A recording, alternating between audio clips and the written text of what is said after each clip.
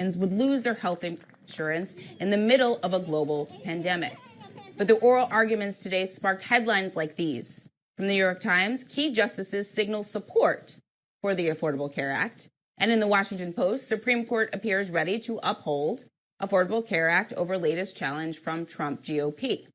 Those headlines were driven by comments from conservative justices Brett Kavanaugh and John Roberts, signaling that when Congress decided in 2017 to zero out the penalty for not buying health insurance, it did not indicate a desire to kill the entire law. I think it's hard for you to argue that Congress intended the entire act to fall if the mandate were struck down when the same Congress that lowered the penalty to zero did not even try to repeal the rest of the act. I tend to agree with you.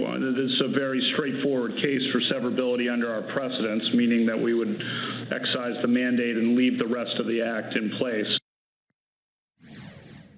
Joining me now to make sense of this, NYU law professor Melissa Murray, who was a law clerk for Justice Sonia Sotomayor, and Mark Joseph Stern, a staff writer for Slate, who reports on courts and the law. And this reminded me of my law school con law exam, which was on Obamacare and the constitutionality of the individual mandate. So excuse me for being triggered by the oral arguments today.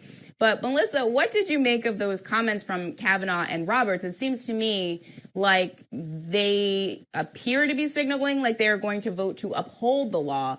Should folks at home feel relief today?